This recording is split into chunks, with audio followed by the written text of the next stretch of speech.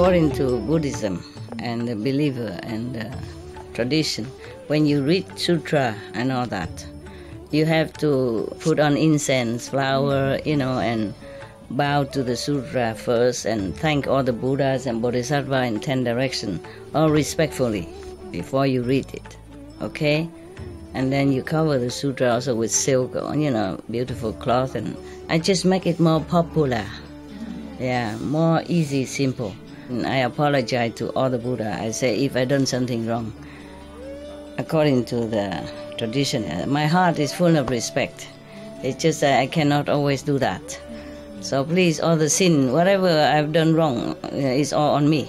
At least other people, they hear the names of the Buddha, according to the sutta, they will get benefit. Yes.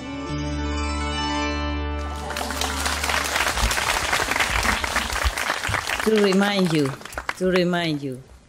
to meditate and to practice. Learning from the ancient practitioners. There's so many, but I have to choose sometimes. Okay. This is a story in Buddha's time, okay? It's always begin like, thus I have heard. That means from Anand. Anand has heard his story. It's a true story, and he told it as is. Yeah, and then at that time, or the disciple, 2,600 or 700 years ago, they wrote it down in Sanskrit. And then thanks to Xuan Zhuang monks, he went to India and brought it all to China, and they translated into Chinese. And then many other languages translated from there. Okay, one time the Buddha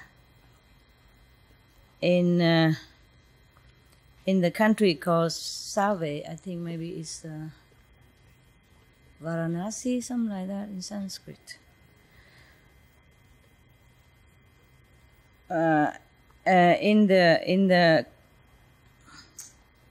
In the garden of this gentleman, rich person, Kapkodok, and the prince, Kida. At that time, in this country, there were 500 merchants, business people. They planned to go out into the sea, in the ocean, to find those precious stones and pearls and all that. But, going out into the ocean is a very dangerous thing.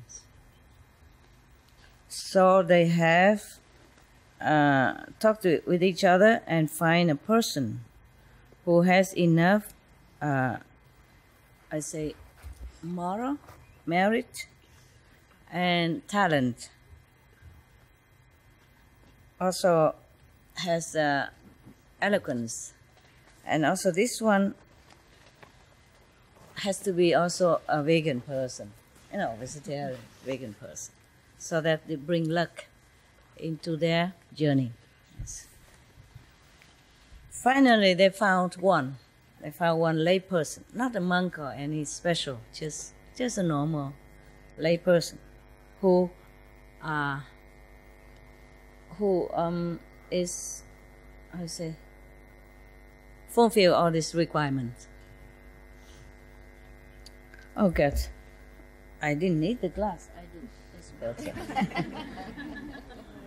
I could read, but it's just more, that's why I have a lot of wrinkle around here. You notice I don't wear jewelry anymore. I don't need it anymore. I used to wear it to sell. But I think we saw enough. I think I retired from business. I still do some, take care of business and all that, but I don't have to be the model anymore, no. Actually, I can retire altogether from your business as well. Just I feel sorry for you, so I came back. Because many of you came from far away, even though when I wasn't here. Just came here and meditate and all that. So sincerely. And thanks to them that I felt their sincerity and their need, so I came back for all of you.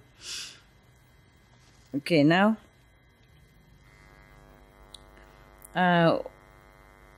when their ship go out already far into the ocean, the god of that ocean appear under. No, he transformed himself, okay? He transformed himself. He used his magical power to transform himself into a very ugly kind of devils, yeah? Kind of just a monster, huh? Okay. Very ugly. His eyes is so green and big and, not just green but sunlare. I don't know how is that in English. Very... a kind of glowing green, eyes. And then his teeth are protruding out with fangs and all that. And then on top of his head is flaming fire. Wow, God. And then, his body is very ugly and hideous. Or hideous? Hideous. Yeah. He went in front of the ship, take hold of the head of the ship, and stop the ship. Imagine big ship, and he came. He's big also. He appeared very, very big, like gigantic, And then he asked them, "Hey, you, all of you. I don't mean you. the ship people. Hey, you, all of you. Tell me if anyone in this world as scary as me or not. Anyone can be more scary than me or not." And the eloquent person that they hired, the vegan person, practitioner, very good with moral standard and 5 precepts and all that, and eloquent. He's not scared. He say to them, very politely, "Sir, I dare to tell you, there are many people who are 100 times, 1,000,000 times scarier than you. You are not scary at all." And the demons, the ugly demon asked him, How can anybody be so scary? Tell me, how? How scary? Yeah. And the eloquent person vegan person said again, "Yeah, these are the stupid people who doing things very bad, very immoral, very harmful to other people. They're killing others or killing animals. They're harming other people. They robbing people's properties. And they, I would say, indulge in, sexual pleasure too much. They tell lies. They tell things that is, provoking to both people, so they fight to each other.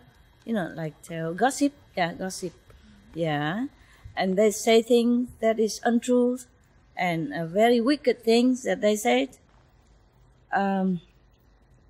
They also exaggerate, stories to make people like hate each other or fight each other or causing trouble between people. And they are always very violent.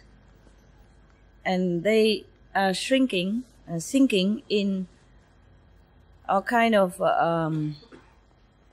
not correct viewpoint, not correct concept about spiritual practice. These kind of people, when they die, they will fall into hell. They will suffer multiple kind of pain. And the devils in hell will punish them in different ways. You know, they will use so many instruments to torture them day and night.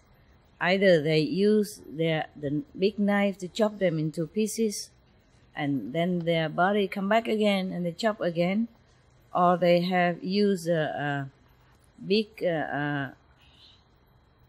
vehicle to run over them again and again, and then they become alive again, but they won't die, but they just suffer like that. Or they put them into a mortar and use the pestle to keep pounding on them. Or they put them in a kind of a wheel to ground them into powder. Or they push them onto the mountain of swords, very sharp swords, so their body will come into pieces. Or they push them into the forest of swords also. Or they push them on top of a burning wheel, or inside the boiling oil. Or they put them into the freezing water, and even more of this kind of punishment, many more.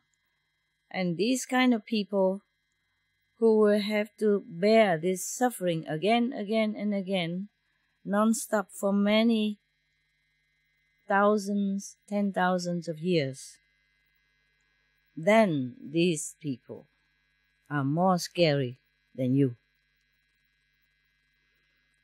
And the demons, after hearing that, he knows that the guy is correct. So he let the ship go. Okay, and then he disappeared. After the ship sailing continued for a couple more hundred miles, this guy, he appeared again. He appeared into a body of a very skinny person, very dark appearance, and all his vein protruding out. He's very skinny. It looked like he has only skin on the skeleton. But even then, he go and stop the ship. He use one hand, stop the ship. Who is he cheating, huh? Who is he cheating? So skinny, only skin on the skeleton.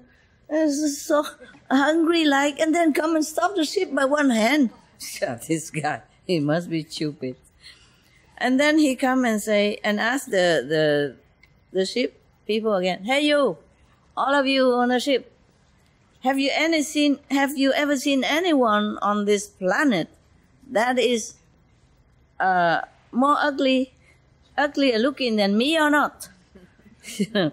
And the vegan eloquent person said again, sir, I dare tell you that there are many people on this planet uglier 100 times, million times more than you. Compared to them, you are not ugly at all. And the ocean god asked again, how ugly are they? And the eloquent vegan person say, sir, I dare tell you, these are the silly people, stupid people, ignorant people. Their hearts are very wicked.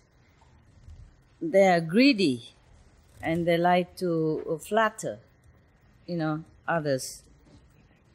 Telling not truth, and so that to profit. Yeah, they would do anything. They would say any untrue thing. They flatter people to profit, and they also very jealous of anyone who's better, and they flatter the higher person and oppress the lower person.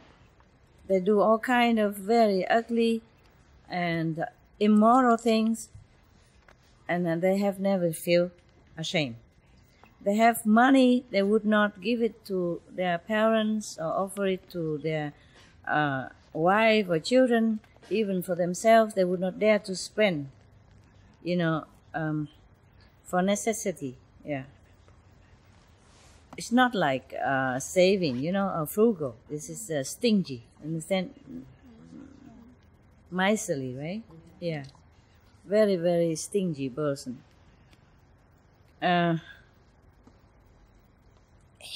They would look down upon true Dharma, true teaching. They would never have respect for any moral standard. They will never listen to any correct viewpoint or concept. They are cheating other people wherever they can. They have no love, no compassion, pity for people who are poor, hungry, thirsty. They never offer anything to anyone who needs. These people, when they die, they will become the hungry ghost. Many 10,000 of millions of years, they will suffer hunger and thirst. They will never know what is meals and what is drink for all this time. Their body will be stinking, smelly, and so many bacteria will eating them up from inside out. But it's very painful all day, all night. And whenever they open their mouth, the fire comes out and burns them. Even in their head, there's so many, a lot of boils, that the water comes boil. They come out with pulses and very, very terrible all day, all night. And all this pus and blood will run all over their face, their body, all the time. And they have to lick them to survive. They have no other food to eat. These kind of people, they are really ugly, pitiful. And you are not ugly at all compared to them. Oh, he is very disappointed. Okay, now the god of the ocean disappear again and let the ship go. And the ship just continue sailing. It's not much long, and he appear again. This time, as a very good-looking person. Yeah, extremely good-looking. Not just very, but they say here, extremely looking person. And he come with his hands, hold the ship, stop it again, and ask again, "Hey you, all of you in the ship there, tell me if you have could you ever see anyone as beautiful as I?" Huh? So the eloquent vegan, of course, he said again, "Sir, I dare tell you that in this world there are many people who are more beautiful than you, 100 times, 1,000 times, millions of times, million of times. So compared to them, you're not beautiful at all." Okay, so the ocean god said, "How would they be more beautiful than I?" Very humble indeed. So he says, "Sir, on this planet, there are people who are intelligent, who has wisdom, who are very diligent in doing good deeds. Their body, their mind, their speaks, their thinking, always very pure and clean. They are very respectful to the three jewels, mean the Buddha, the teaching, and the Sangha. Yeah, mean the enlightened saint, the assembly of the saint, of that master, and also the master teaching. In modern modern language, it's like that. And they make an offering according to time, on time and season. When this person leave this physical body, he will be born into heaven. Their body will be beautiful, shining, and their appearance very dignified and bright. Their merits are multifold. Their strength are immeasurable, sufficient. These kind of people are really beautiful. So compare your beauty to their beauty. It is like comparing a monkey, a blind monkey, and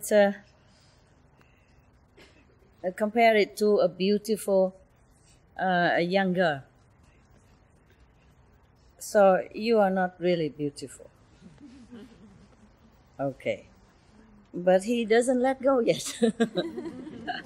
He used his hand to took up a little water from the sea and asked them, okay, the water in my hand is more, or the water in the ocean is more?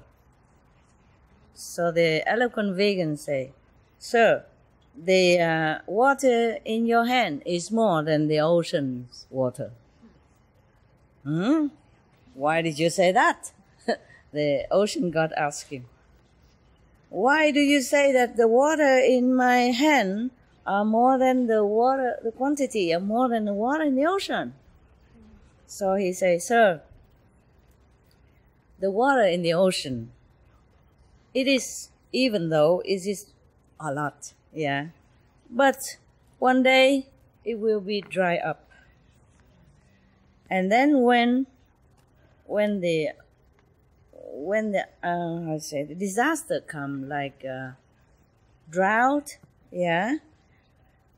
when the world has not enough merit, then the two suns will appear. Now we have only one sun. Then two suns will appear. Then all this river and streams and ocean, the river and and all the ocean and those little ponds will be dry up. And then after that, if it worse, then the three suns will appear. At that time, all the big river and a small sea will dry up. When the 5 suns appear, then the big ocean water will reduce. When the 6 suns appear, then only 30% of water in the ocean remain.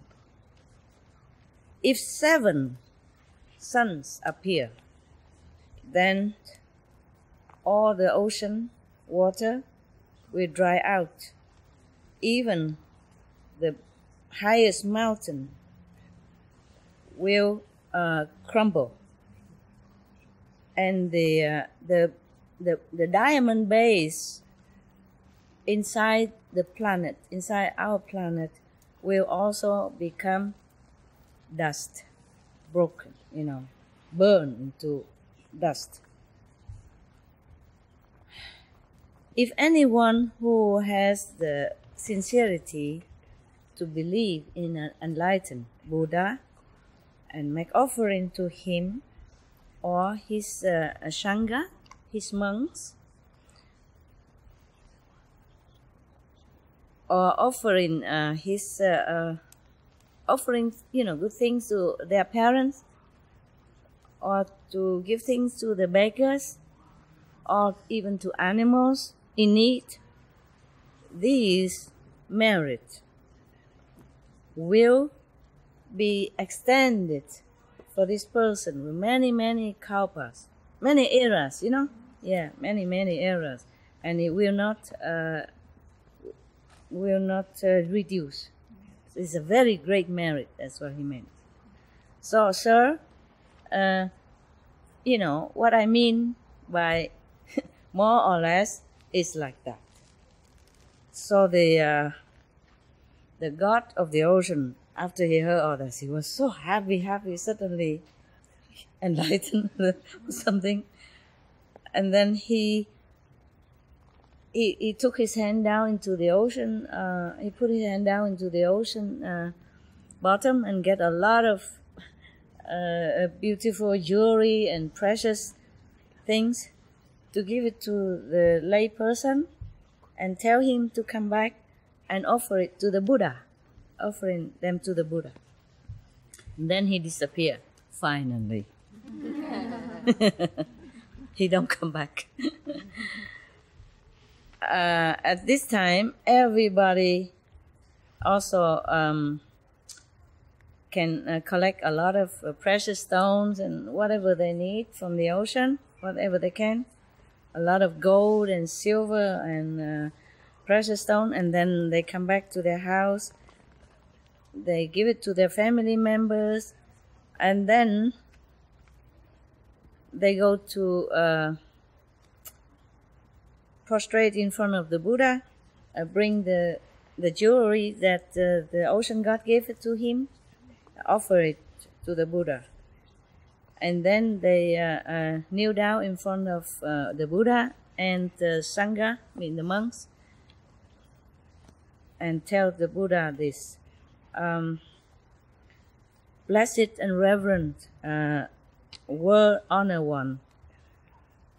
The human body is very difficult to attain. Buddha's teaching difficult to hear, to find.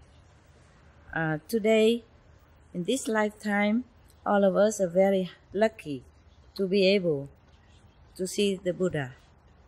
So we come here and very, very sincerely ask your permission to become monks under your teaching, so that we will be liberated from the circle of life and death. Please be compassionate and let us be blessed to be your monk's disciple. So the Buddha was very happy and say, okay, in American language. After that, he doesn't say okay, he say, blessed be the monks. And then they became monks. Yeah. After that, for a while, for some time, all their mundane desire and concepts slowly leave them, and then they became very clean and empty of all these negative traits, and then they became arahant. That is the third level, huh? Yeah. So everyone, they became arahant immediately after the Buddha give them initiation. Third level, yeah. So everyone was in that assembly was very, very happy for them, and they became more deepened in the faith of the Buddha's teaching and the merit of offering. Okay, finito.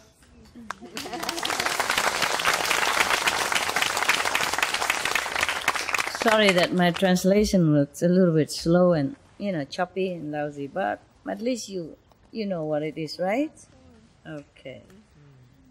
Now, any of you are arahant yet? I think all of you are. Yes. Some are higher, some are lower. Yes. Just if you are on the lower level of the third level, then you are still influenced by the second level, the intellectual level. So that's why you will still not be able to concentrate very well. Hmm? Thinking too much, worrying too much, seeing too much, hearing too much, and don't not able to cut it off, not able to, not hearing or not seeing outside. Okay, but slowly. Yeah. Suppose if I stay longer, or if every day I keep drilling you with this, then maybe it's better. Maybe you get better quick. But you see, you don't have to be a monk to stay here. You can just stay. If I'm here, stay. You don't have to. What I mean is not officially monk, but your heart, you see, become detached to whatever is not permanent in this world. Detached to whatever is not conducive to your spiritual elevation. Then you will also gradually or quickly become arhat or even higher. Yeah, Buddha. Yeah. Yes. And even like the sister who just told you a Vietnamese story, and I translate only half of it and quick. Yeah, she's a lay person. She's not a monk or anything. She has had family. She still has sons, and she takes care of 6 restaurants.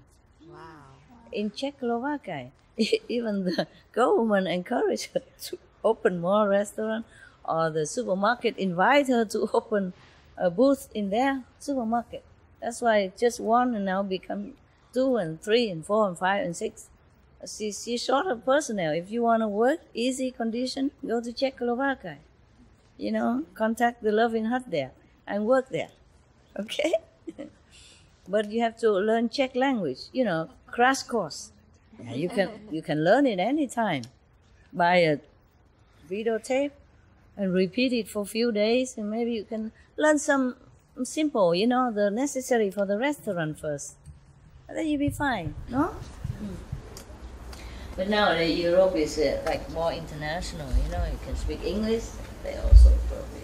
Or just do like many of the Chinese restaurants, number, You want number 16, 216, 425, yeah, okay, number 5, table number 5, 216. Yeah, the number from the menu, yeah, okay, no problem, just learn the number. All right, any question at all? Yeah, at the Buddha's time, I told you already before, it's simpler. It's more simple to be monk under him. And many other monks also came to study with him, and they, a different kind of monks, different order before the Buddha came officially teaching, different kind of monks, and they eat meat and all that. So when they came to the Buddha allows them to eat the 3 purified meat. And I told you already from the last time. And I said I did not like that. Yeah. But some so-called monks are so used to it, they couldn't just leave it. So one monk was very sick, and then one of the very sincere lay female asked him what is the matter with him. He said he's sick, and he said, so what is it that, what can I give you to make you better? He said, if he has fresh flesh, then he will be better. So the woman came home running immediately to the market to ask to buy some flesh, meat for the monk. That monk is not Buddha's monk, but is a joint monk. Because his Buddha, in all the books, whenever his disciple invited him, they invited vegetarian food. Except that day, I don't know. And then she went all over to find meat for this monk, but she cannot find anywhere, because that day is the day there's a national law that no animals should be slaughtered. If anyone go against this law, be imprisoned and fined and very heavy. So nobody dare do anything. That day is vegetarian day. Probably meatless Monday, meatless Thursday, or at that time it's from the king order like that. So nobody have any meat at all. And nobody can even sell meat not kill animal, but not sell anything to do with animals. So the woman run all over, cannot find it. And then even she go and give a lot of money to one of the slaughter person. They also don't dare to take it. They say, I'm sorry, but the law from the king is very, very strict. We would not dare to go against it. So please forgive us. Even though she was a very rich and influential person, but even then, they don't dare to transgress the law at that day to kill a pig for her. So she came home. She feel very bad. She said, I promised the reverend to bring meat to him immediately, and now I cannot find it. What am I to do? And if he die, then it will be my fault, and I will have a terrible karma. So she think, what else to do? And then she, after thinking a lot, she used a knife to cut one of her thigh, flesh. And then she cook it, put some medicine, cook together with spice and all that, and then she asked her servant to bring it to the monk. Yeah, and he eat it, and then he feel better. Probably protein deficiency, huh? Not used to it eating tofu, huh? So don't eat, huh? So just want the meat. My God. And then okay, then after that, the woman felt very sick, of course, nah? She couldn't move, huh? Yeah. So she lay in her bed for days. And when her husband came back, she could not come out and greet him. And then he asked her, what's the matter? And she don't say, she said, I'm just sick a little while. I need a rest, and then I'll be fine. But he saw his wife so pale, because maybe losing blood, even though, God forbid. The monks did not know, of course, nah? Yeah. He ate it immediately. Okay. And then afterward the husband discovered, what the matter is. Yeah, and because he asked the many servants, and they knew. First they don't dare to say it, but later he pressured them, if you don't tell me, I kick you out. And they have no work, so poor people, so they have to tell. And then after that, he was so angry. He went outside on the street and proclaimed to everybody that he can, that what kind of monk is this? What kind of Buddha's disciple who eat humans' meat to survive and all that? Oh my God, he say all kind of things, yeah? And the wife begged him not to, but he continued to, propaganda everywhere like that. And all other monks feeling very ashamed, and they would not dare to go out to beg for food even. So everybody also became, handicapped like. And then after that, the Buddhas heard about this, yeah, and call the monks, the meat-eating monks, to come up and ask, what kind of meat did you eat yesterday? He said, it was a fresh one. They say, yeah, fresh one, but from what kind of meat did you eat? Do you know? So he said, no, I was so hungry and sick. When I saw the meat, I eat right away, and I didn't ask whether it is the pure meat or not. How can meat be pure? Okay, so then, but the Buddha invent this kind of three purified meat. I mean, the meat when you don't see the animals killed, when you don't hear them cry, and when it's not killed for you. Actually, in another sutra, they say that when the animal's already dead, like dead in the forest or dead on the street somehow, in their old age or something. Yeah, but except for that, I don't think any other meat could be called purified meat. Yeah, because I said, what's the difference if you don't hear the animal cry when they are killed? They suffer all the same. They cry all the same. Yeah, if you don't see them killed, they are still killed, right? If you don't eat more, then people kill less, right? Anyway, so I didn't think that was a very good idea for the Buddha to allow the monks to eat meat. I cannot help it. And people outside, I want to encourage them to eat vegetarian, to practice. So I say, okay, if you eat, 10 days, a month or more, then you can practice convenient method only. But these are not my disciples. They're just outside people, convenient outside people. You know that, right? They're not monks. They're not even my initiates. They're different. You see, they don't represent us. But the monks, if any monks come to me and say that they want to study with me, then I will forbid meat immediately. You understand? Any kind of monks, they're supposed to be a symbol of God, of saintliness, of compassion, of love. They're supposed to be a monk to rescue sentient beings, not to eat them. Understand?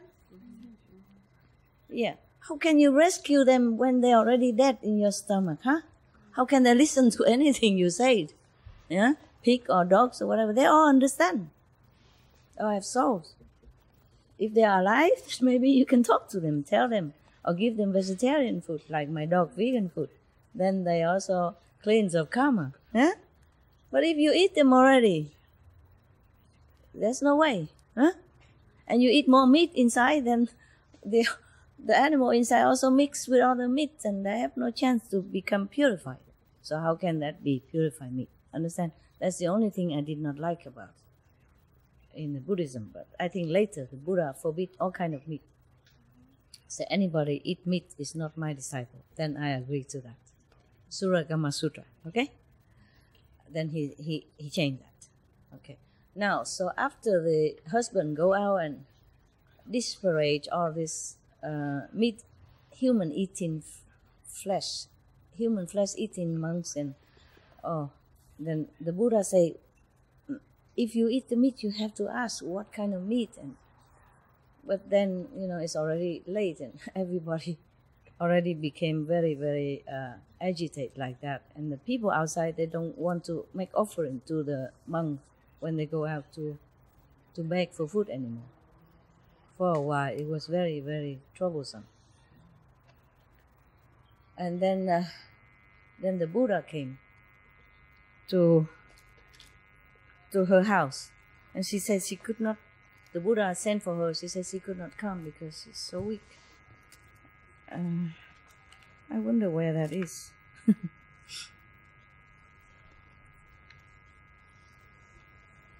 But then later the Buddha heals her. Yeah. And then the woman asked the husband to go and apologize. Yeah. And then later everything okay. More or less like that. Okay. I couldn't find that story. I wrote it down, but I didn't know where it is. There's so many stories. Okay, huh? Yeah.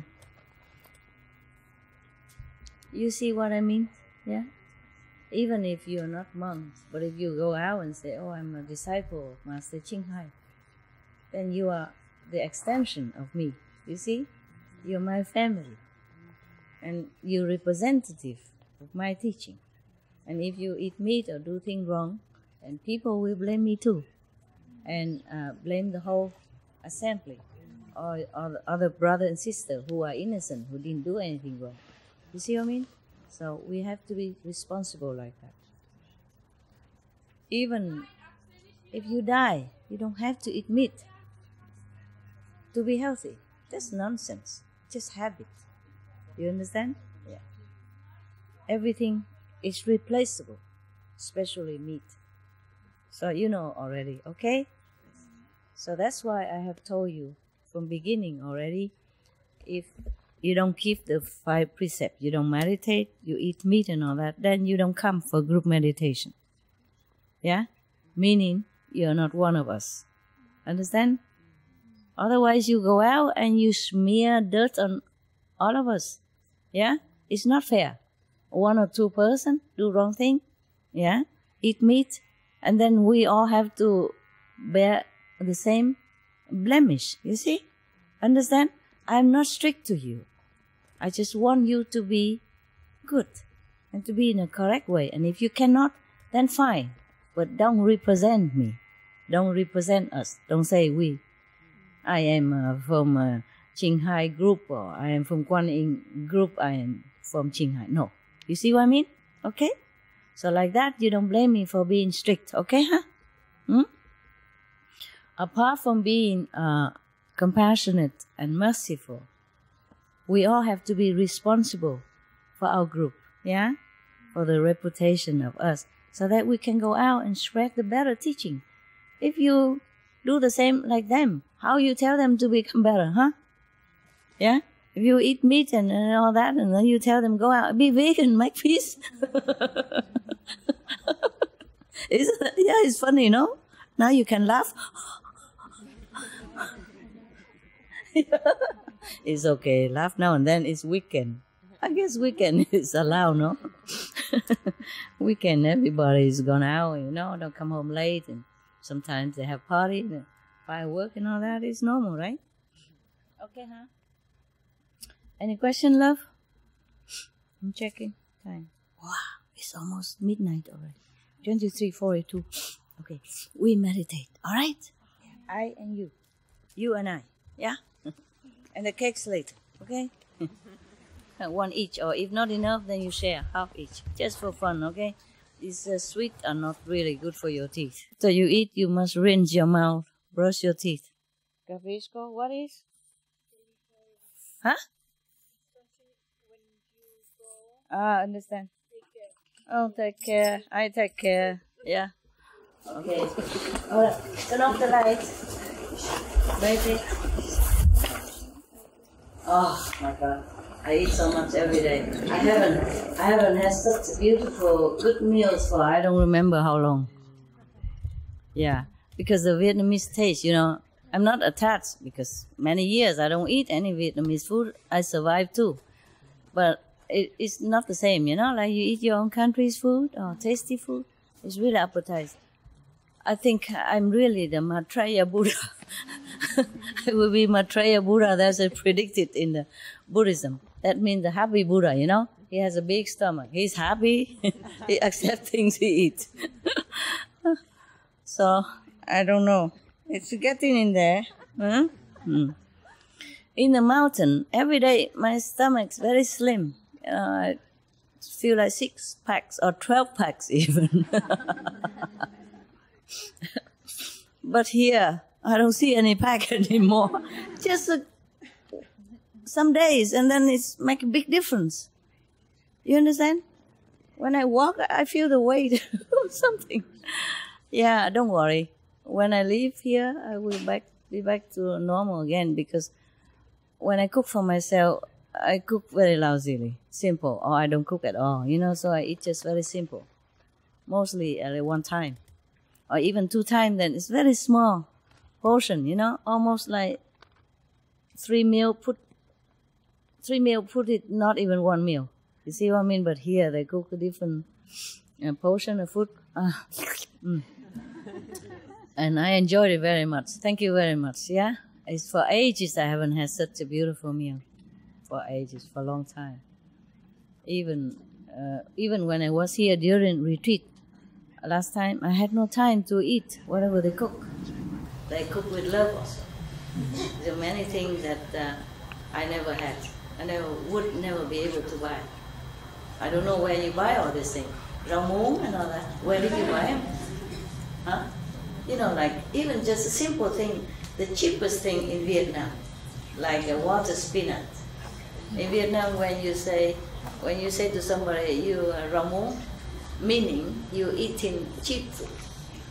And in the north they eat rau giá, meaning the soya sprout. Oh, soya sprout is for the south. Rau muống means water spinach is for the north. Mean food for cheap people, for basic, poor, not richly, not luxury food. But even that, I haven't got a chance to eat it. I don't know how many years. Where did you buy them? Where did you buy rau muống? Kitchen people not here. Buy rau muống, mua rau muống ở đâu vậy? Bên Đức đem qua hả? Bên Áo đem qua hả? Bên Áo có người trồng hả?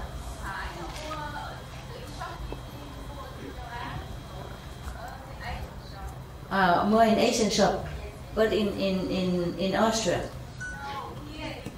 Here in France also they have it? Yes, yes. They have everything. They have many herbs and so in Asian shop. Okay, wow. But I would never know where that shop is. I don't go shopping anymore. And the dog keeper, they don't cook. If anything, then I cook for them. You know, if every time I cook something, I share. But they never cook for me. Even if they cook, they don't know cook Vietnamese anyway, and not cook as good as you do. Not as the real Vietnamese, you know, cook it like they cook every day at home. They're so used to it. They're a master, you see, of cooking. So it tastes different. Even if I cook, probably it's not as good. And when I cook or bake something, I don't taste it. But everybody else said, oh, it's lovely, lovely. Maybe they just want to make me happy, I don't know. But the way they eat, it shows like it's good. But for me, it don't taste. But when they cook it, it's good for me. Anyone else who cook for me, then I taste good. If I cook for myself, then forget it. I don't like it. I don't taste it at all, you know. Hey, thank you, huh? I want to say thank you. Thank you so much, Master. I thank you so much. Why I wish I can please you some moment in my life. Who are you? Where are you? I'm here. I don't see you anywhere. You're behind the coconut tree. Here where?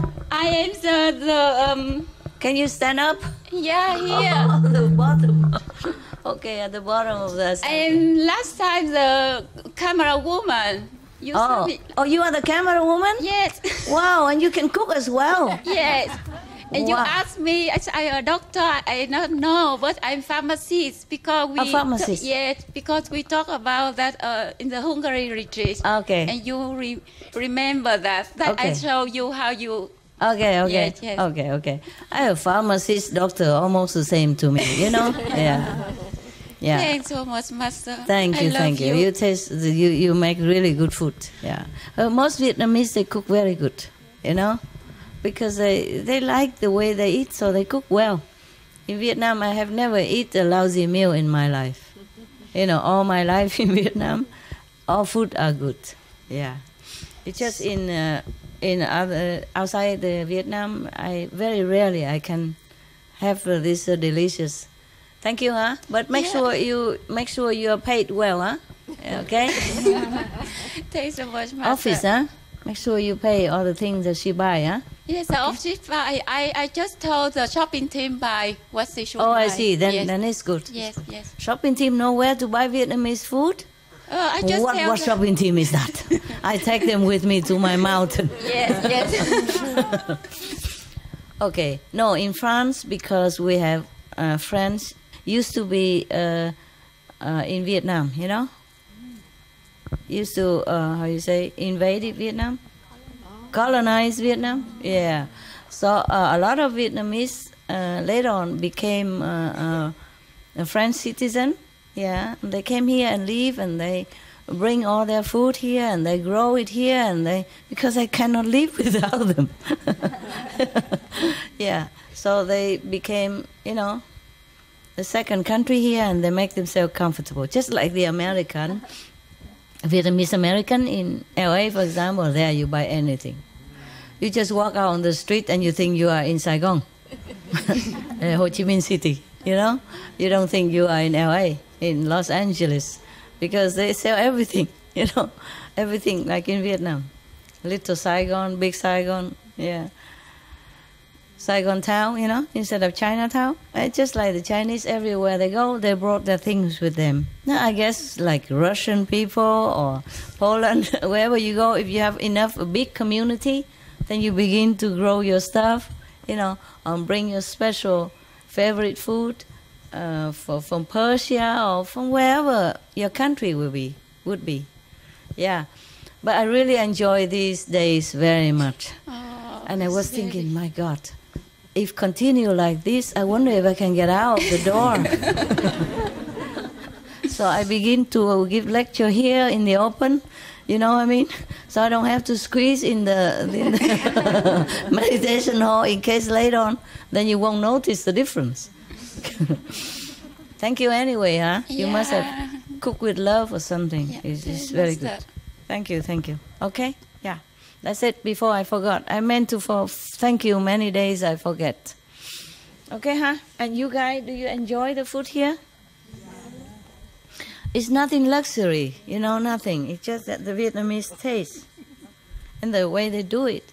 Even the spinach, right? Spinach. It's like spinach. It's not expensive. Or some, like spring rolls, Mostly it's just vegetable in there. And a little piece of vegan protein or something like that. But they make the sauce nice. And the way they combine the herbs, you see, and the salad, that makes it tasty. Yes, That's what I think. I just think maybe Master miss Vietnamese food, so I try to make it so very Vietnamese, very normal. Very normal. Like it is very normal, very Vietnamese. I like it very much. And not luxurious or something. So yeah, very good, very good. Yes. This food I like. I don't need any luxury or anything. It just that tastes good, Yeah.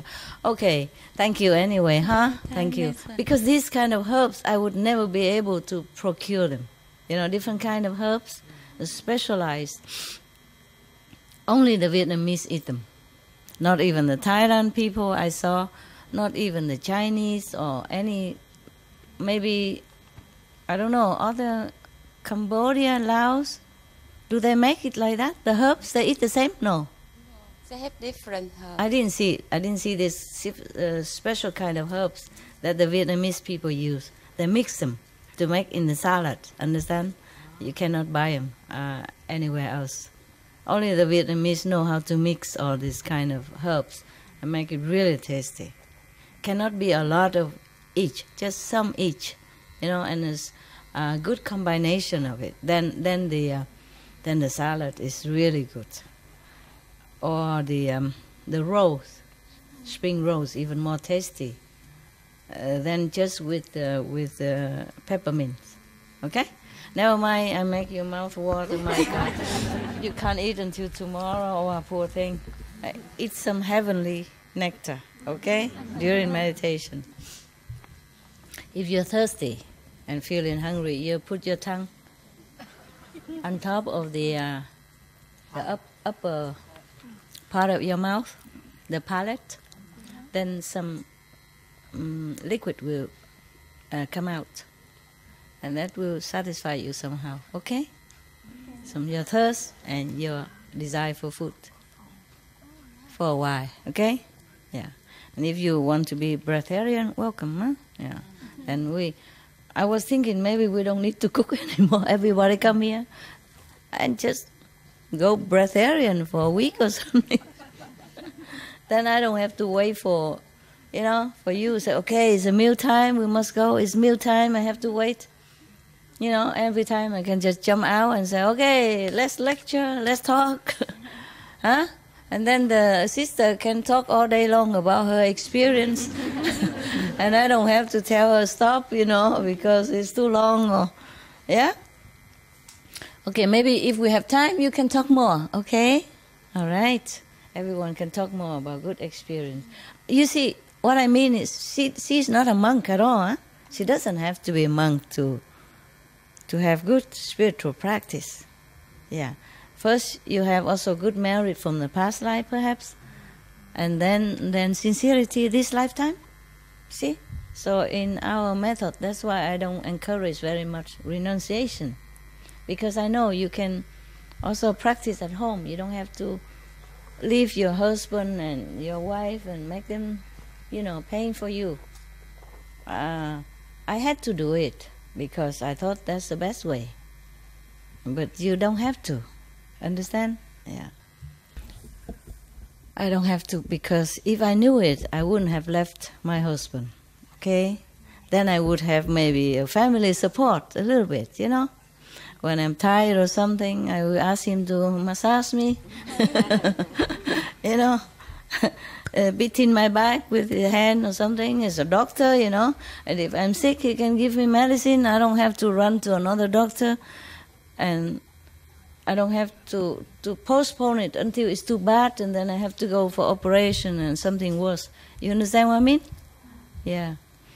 Because he would be very, very gentle. A gentleman. He would not obstruct me for giving lecture to you or coming to see you here and there. It's not like that. Yeah, but I thought I have to leave him in order to have complete enlightenment. It is also good that way, you know. I guess if I have a little support beside me, I guess sometimes I would feel more comfortable. You understand? Sometimes when I feel very down, very lonely, very disappointed, then I probably have somebody to talk to. And he's a good listener, you know, and he accepts anything.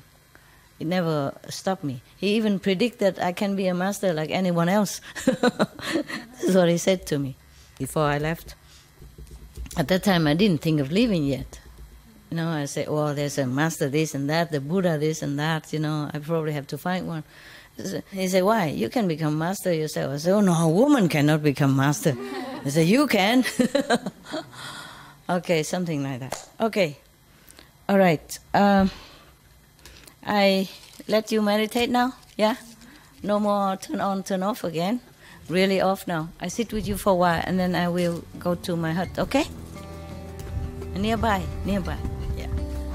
The blessing can go very far. Doesn't have to sit in front. You know that, right? Okay, thank you. Thank you, camera people.